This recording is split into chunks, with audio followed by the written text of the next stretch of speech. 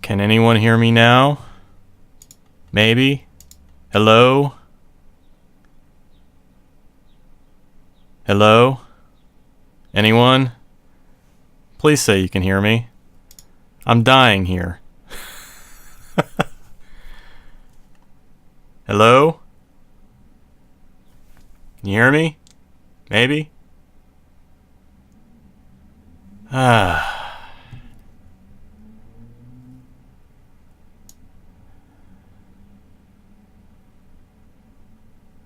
Yeah? Awesome. Sorry. My bad. That was my fault. I did that. So, man, you guys missed the cool intro with Joy Division. Now that kind of sucks. So my agent's probably shaking her head right now because I know she told me to be kind of creepy and mysterious. But now I've outed myself as a complete technological Luddite. I have no idea what I'm doing. So, hi, I'm Todd Kiesling, and this is my cover reveal party event. And sorry, little flustered because technology is not always on my side. But now that the chat is telling me they can hear me, so I assume that this conversation we're having, or at least, this one-sided conversation I'm having to a webcam, is being transmitted across the internet. So you're here because you want to see the cover for my book, Ugly Little Things: Collected Horrors, which will be out this September from Crystal Lake Publishing. I've had this cover for about a week now, been sitting on it. Some people have seen it, but most of you have not. We've kept it a secret, mainly because we were still playing around with the typography and stuff on the cover. I'm really excited about this. This cover was designed by Ben Baldwin, who is an amazing artist. He does a lot of covers for Crystal Lake, and yeah. Sorry, I'm getting messages left and right, people telling me they can hear me now, so I apologize if there are delays or anything. So here's how this is going to work. I've already burned about 10 minutes trying to get this damn thing working, so I'm going to show you the cover. I'm going to talk a little bit about the book, and then I'm going to read one of the stories in the book. Something new, something that most folks have never heard before. They've never read it. It's brand new to the collection, and you get an exclusive reading from yours truly. So, this cover started with a simple idea. There's actually, in a lot of the stories, and this probably says a lot about me, I guess I have this thing about hands. Hands are creepy, especially when you have hands like mine, where I've got these like gargantuan fingers, and I'm a big guy anyway, so my hands are huge, and so hands reaching out from indeterminate spaces, you can't really see what they're connected to, especially when there's a lot of them, and so I pitched this to Ben. He ran with it, and at the end of the day, after a lot of back and forth, some I saw an early concept sketch and everything, and we still weren't sure if it was going to work or not until we saw the final product. In which case, yeah, it blew us away. Us being myself, being Joe, my publisher, and Natalia being my agent. Which still sounds weird to say. It blew us all away, and we fell in love with it instantly. So I'm going to show you what the cover looks like without any text. Then I'm going to show it to you with the text itself. And here it is. So as you can see, he ran with the hands idea. And he made this really awesome design. It's reminiscent of that scene in Labyrinth. But I just love how he took the hands concept and just made a face out of it. He made it his own, and I love the little doll hands, the baby hands reaching up out of the dark, out of the depths, and it kind of harkens back to one of the stories in the collection called Radio Free Nowhere. Some of you have read that, some of you have not. Those of you who haven't, you'll learn all about the creepy hands in that story this fall. So that's what it looks like without any text whatsoever. And after the typography and everything is added, we get that right there. So we subtitled it Collected Horrors. It just had a good ring to it. So the collection is now officially called Ugly Little Things Collected Horrors. My dear friend Mercedes M. Yardley wrote an incredible foreword for this collection. I'll be honest with you, it made me cry because it was so honest and so sweet, and she's a good friend, and her opinion on my work means a hell of a lot to me. So I'm honored by what she wrote about my stories. So this is the cover of my book. This is going to be a thing you can hold in your hands September 15th. And I just can't fucking wait for you guys to get this thing. We've been working on this so long, and it's like all the stories in this collection. There are 11 stories. It's approximately 105,000 words, fully edited. It's got the foreword by Mercedes. It's got the 11 stories, which includes my novella, The Final Reconciliation, which is previously only available in ebook and audio format. That's going to be the last story in the collection. And something else, which has not been announced yet until right now. I got the clearance to do this. Luke Spooner, the artist who has done work for Stephen Graham Jones, he's done artwork for the Gutted Beautiful Horrors anthology. He's doing the work for Doug Morano's new anthology, Behold. Luke Spooner has contributed several illustrations. He illustrated stories, Show Me Where the Waters Fill Your Grave, sorry. That's a new story, new to the collection. He illustrated this story for Saving Granny from the Devil, and also one of the last stories in the collection, The Harbinger. And I told Joe, my publisher, that I would pimp the Crystal Lake Patreon page a little bit, because Joe is revealing these illustrations to Patreon subscribers right now. There are 3 illustrations. He's going to do a reveal each month all through the summer. The first one was today. So if you back Crystal Lake Publishing's Patreon page for, I think it's $1, if you back that, you'll be able to see those illustrations right now and in the coming months. I've seen them. They're gorgeous. He did an incredible job, as Luke always does. I've yet to see a Luke Spooner illustration that disappointed me. The guy's incredible, and I'm ecstatic. So it's just like we're firing on all cylinders with this. We got my stories. We got an amazing cover by Ben Baldwin. We got these illustrations by Luke Spooner. There's also a short story notes section in the back of the book that kind of talks about the origins of each story. And yeah, that's the big reveal. I'll go back to this so you guys can see it again. That is Ugly Little Things Collected Horrors. I'm also going to post it over on the Facebook page right now. And so just bear with me a second.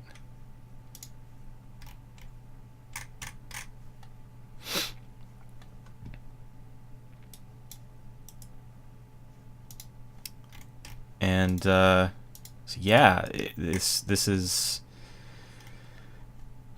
this is just like a long time coming for me. It's just been a lot of work, a lot of people, and I'm incredibly grateful to have such an amazing group of folks, kind of in my corner with this release. That's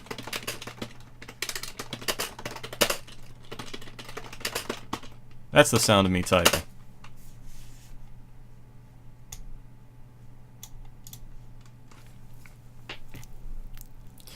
So,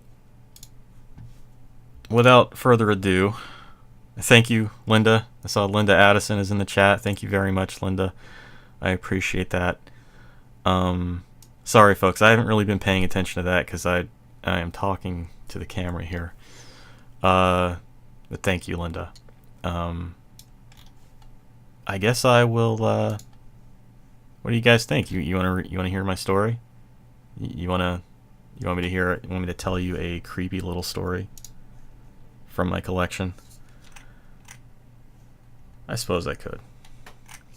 So, I have to get my voice sufficiently creepy to go get my voice a little deep, little deep creepy voice for you. No, I'm not going to do that. I have the first story here. This is a short story. It's not really all that long. It's maybe 2,000 words. This story is the first one in the collection. This is a new story. I wrote this. When did I write this? I wrote this about a year ago. I had to get up in the middle of the night to get a drink of water. And I happened to look out my window and I saw the shape of a person standing in my backyard.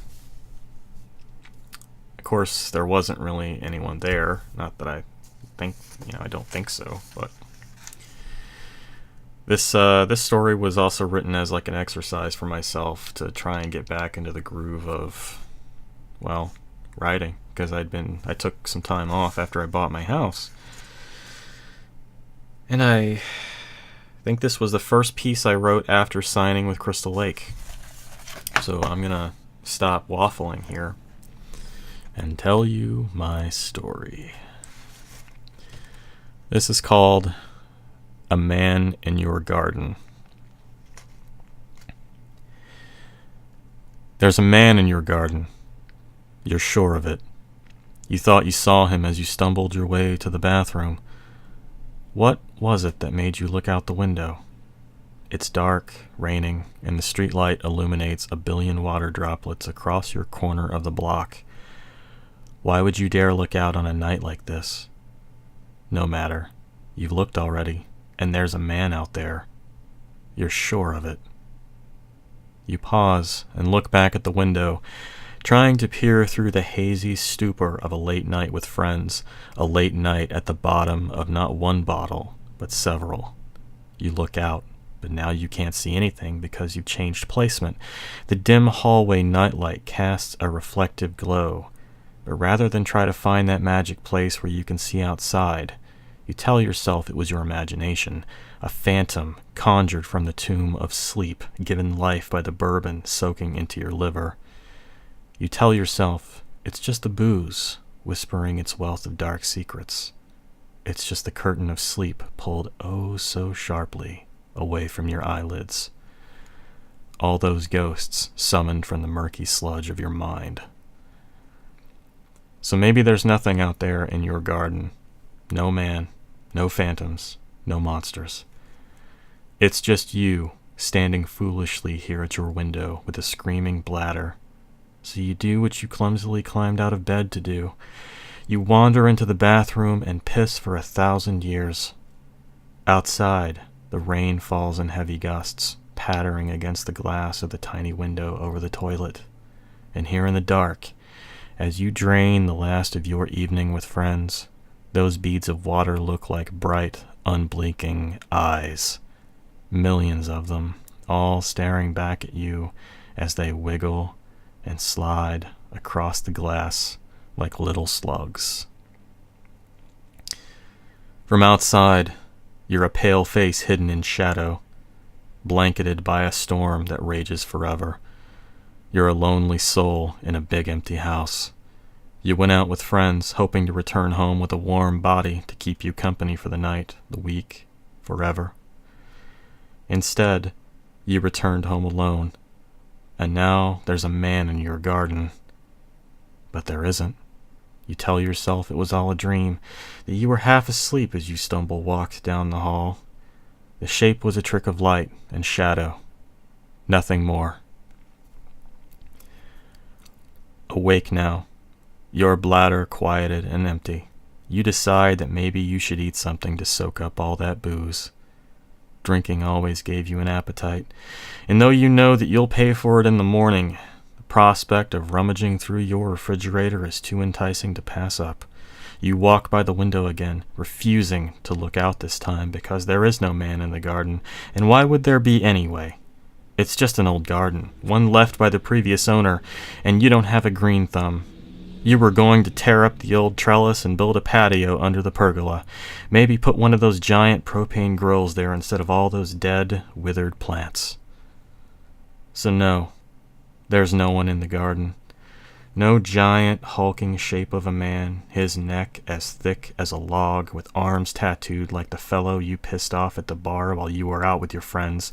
You're certain he wasn't there in your garden, looking up at you, the rain flattening his cropped black hair. No, he wasn't there. Of course not. He was still at the bar, laughing and having a raucous good time while your friends dragged you away.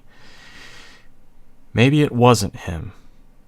Maybe it was the guy you knew in college, the one whose tires you slashed because he slept with your girlfriend. He was big, too, just like the guy at the bar tonight. He never did figure out it was you. Not that it matters, really. That was 15 years ago, and you haven't thought about him in nearly as long. You tell yourself you've lost your mind, shaking your head and snorting at your paranoia as you stumble downstairs to your tiny kitchen. You stand at the sink and look outside and, Christ, there is a man in your garden. He's tall, broad-shouldered, built like a garbage truck, and could probably lift one too. He's got a clown mask over his face and an axe in his hand. He looks just like something from your nightmares. Not any recent nightmares either, but the one from your childhood, when you were still in elementary school and your stepfather let you stay up late to watch that slasher film on TV. You can't remember if the film actually had any axe-wielding clowns, but you remember the nightmare. You remember the hulking monstrosity dragging the axe down the mirrored hallway of a funhouse, laughing hysterically while your legs refused to function, your bones suddenly gelatinous, rubbery, unable to support your body. You remember the teeth, the notch in the axe blade, the bloody red nose, the teeth, the piercing white eyes. You remember the teeth, the teeth. Blinking, you realize you've been staring at the old trellis in your garden, and your throat is parched. You turn to the sink, reach into your cupboard, and fill a glass. You drink, washing down the metallic taste in the back of your mouth, staring outside into the storm. You think the trellis doesn't look anything like that nightmare. You think, maybe, it looks more like a creature from one of your favorite horror novels. One of the slimy, slithery things with arms like ropes and snakes for a face, born from an ageless chasm beyond the scope of human understanding, a thing indescribable yet standing 8 feet tall right there in your dying garden, its feet coiled with dead foliage. A thing so indescribable, so impossible it infects time and space. You think maybe it infects perception as well because you realize you're still standing at the sink, the water is still running, and there is nothing out in your dead garden except the old trellis, husks jutting across the failed flower bed, withered old hands slick with rain and clutching for the sky to pull it down around you. You blink, roll your eyes, and tell yourself to stop. You take another drink and shut off the faucet. The water gurgles as it rolls down the drain, and you reach for a towel to wipe your mouth. As you do, lightning shatters the sky. illuminating the entirety of your backyard, and there, standing not under your trellis but just beyond it at the edge of your garden, is the darkened shape of a person. Male or female, you can't tell, but it doesn't matter because there is someone in your garden. Your heart climbs into your throat and pulses so hard you can barely breathe. The shape is there. It's standing right there. And what is that in its hand? You can't tell, but it's certainly holding something, beckoning to you from beyond the safety of your home, daring you to step across the threshold into its domain. This impossible phantom, this formless beast, it wants you to come outside, to come and play. And somehow, beyond all manner of reason, you decide you're going to. Never mind the games your imagination is playing with your head. Never mind the itchy fear lurking at the back of your throat, pushing you away from the back door and toward your phone to call the police, the fire department, the National Guard. No, damn it, it's time to you make a stand and confront this intruder. How dare they climb your fence and trespass on your property? No, you'll show them. You'll make them sorry that they ever set foot in your domain. Heart racing. Your mind still clouded from the booze of a night with friends that seems as though it happened years ago. You step into a pair of flip-flops, grab the flashlight from the top of the refrigerator, and head out into the storm. Rain beats at your face, punishing you for even thinking about stepping into the night, but you push on into the garden. Grass and mud seep between your naked toes as you follow a pale beam across the yard toward the phantom shape. It's still there, refusing to move, defiant even now as you approach. You clear your throat and raise the flashlight. The beam is filled with sheets of rain, each one a universe of tiny stars falling to earth in unison, and beyond the light is the shape, the intruder, standing before you. As you prepare to speak, you realize you haven't thought this far ahead. What can you say? What should you say? So you blurt out the first thing to come to mind. Can I help you? The intruding shadow says nothing, and for the first time, you realize your flashlight isn't illuminating its features. It's a void in the shape of a person, holding something in its blank hand.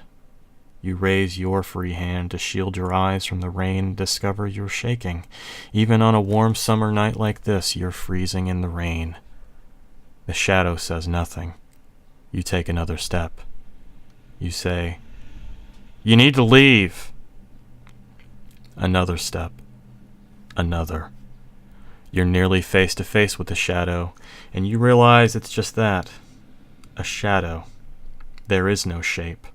No monster, no beast, and no evil clown dredged from your nightmares. Relieved, feeling extremely stupid, you chuckle to yourself and catch your breath. It's the booze. Of course it is. Why else would you be out in a storm like this, walking through the garden in the middle of the night? Just before you turn, something catches your eye. A glint of light caught in the naked beam of the flashlight. Something metallic at your feet. You reach down and pick up the hatchet. There's a notch in the blade. You can't remember owning a hatchet, and even if you did, you wouldn't leave it lying in the grass to rust in the rain. Confused, you turn back toward your house, and your heart stops. Upstairs, in the window, a pale face pressed against the glass, looking down at you. Standing in the garden, you peer up at the intruder, wondering why they would dare look out on a night like this. You wonder what makes them think they can break into your house. How dare they break into your home and trespass on your property? No, you'll show them. You'll make them sorry they ever set foot in your domain. You frown. Tributaries of rain running down the contours of your pale face. It's a good thing you found this axe. That's it.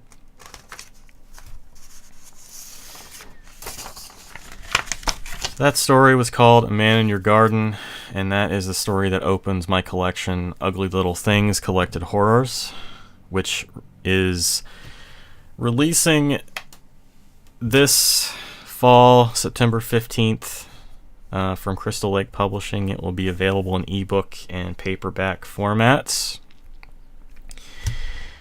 And that's about it, I think. We're actually kind of ahead of schedule. I scheduled this thing for an hour, but I didn't know how long this would take. So those of you who are just tuning in, or maybe just watching this, you can find more of my shenanigans at my website, toddkiesling.com. And I'm just now seeing your reactions in the chat. I'm glad that was effective for you. So again, the book is 11 stories, including my novella, The Final Reconciliation, and the collection will be out September 15th, 2017.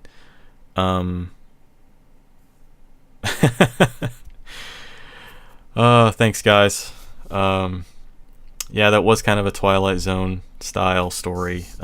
Wasn't intended that way. It just happened. It was actually not even meant to be a story at all. I just started writing in second person, which I know is a very divisive approach to telling a story, but it just happened that way. So, again, I'm Todd Kiesling. My book, Ugly Little Things Collected Horrors, will be out in September. It's going to have illustrations by Luke Spooner, and I think that's about it. So I can't think of anything else. I'm sure I'll hear it from either my publisher or my agent after the fact if I forgot to tell you something. But in the meantime, thank you so much for tuning in. Thank you for bearing with me through the technical difficulties. And until next time, I guess I'll see you later. So, thanks for watching.